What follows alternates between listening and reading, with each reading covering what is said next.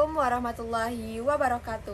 Halo semuanya, perkenalkan nama saya Amelia Salsabila dengan NIM 2504281 dari Program Studi Ilmu Administrasi Negara Fakultas Ilmu Sosial Universitas Negeri Padang.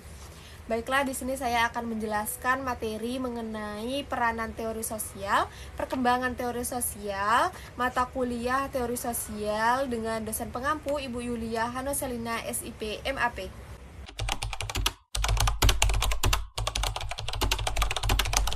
Teori sosial itu merupakan kerangka berpikir yang dirancang untuk memahami dan menganalisis kehidupan sosial. Isinya bukan hanya sekedar opini atau pendapat pribadi, melainkan tapi hasil dari penelitian, pengamatan, dan analisis ilmiah. Teori ini tuh dibuat berdasarkan observasi dan refleksi mendalam tentang fenomena yang terjadi di dalam masyarakat. Berbicara tentang teori sosial, ternyata teori sosial itu memiliki fungsi atau peranannya tersendiri. Yang pertama itu membantu kita dalam memahami struktur sosial, misalnya seperti kelas sosial ataupun lembaga dan lain-lain. Yang kedua itu untuk melihat dinamika sosial seperti perubahan, konflik, dan perkembangan masyarakat. Yang ketiga untuk menganalisis interaksi antar individu ataupun kelompok. Yang keempat itu menjadi dasar untuk memprediksi kemungkinan yang bisa terjadi di dalam masyarakat. Dan yang kelima itu ada membantu peneliti menyusun pertanyaan, penelitian, dan metode yang tepat. Intinya itu teori sosial itu penting banget karena jadi fondasi utama dalam menganalisis kehidupan sosial secara ilmiah dan sistematis. Tanpa teori, penelitian sosial bisa jadi kurang terarah.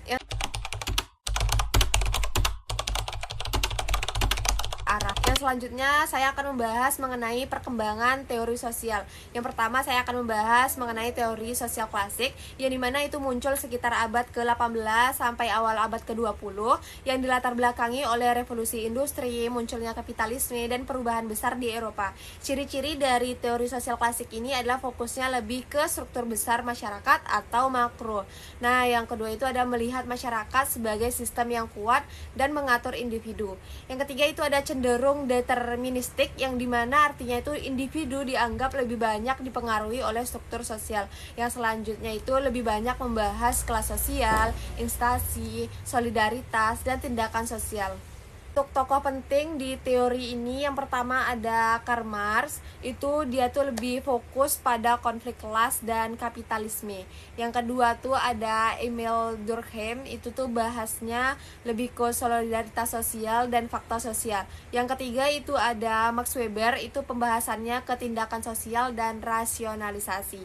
Yang pada intinya teori klasik itu menjadi fondasi awal dari teori sosial, yang dimana mereka mencoba menjelaskan bagaimana masyarakat itu bekerja secara besar dan menyeluruh. Selanjutnya yang kedua ada teori sosial modern, yang dimana dia itu udah berkembang sekitar pertengahan abad ke-20.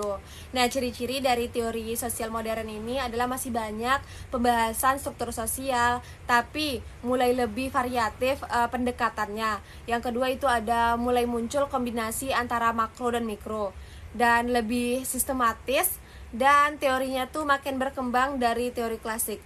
Fokusnya itu udah ke sistem sosial, interaksi sosial, peran dan status, hubungan antar individu dan struktur. Dan pada intinya teori modern ini semacam perkembangan yang dimana sudah mulai fleksibel dan gak terlalu kaku dari teori klasik tadi. Selanjutnya perkembangan yang terakhir itu ada teori sosial kontemporer, di mana dia telah berkembang sejak pertengahan abad ke-20 sampai sekarang.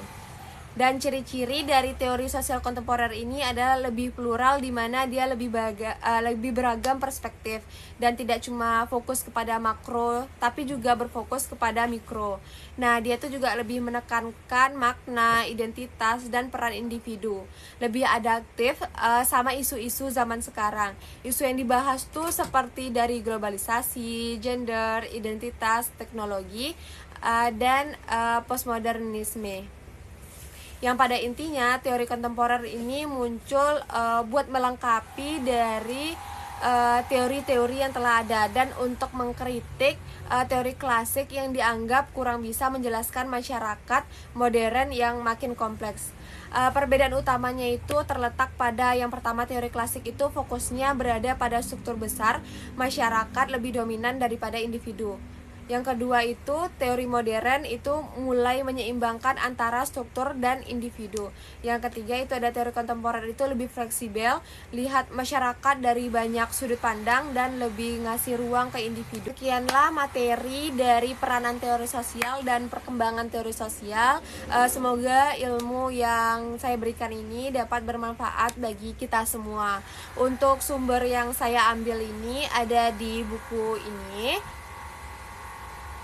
Apabila ada kesalahan kata, saya mohon maaf. Saya sudahi dengan Assalamualaikum warahmatullahi wabarakatuh.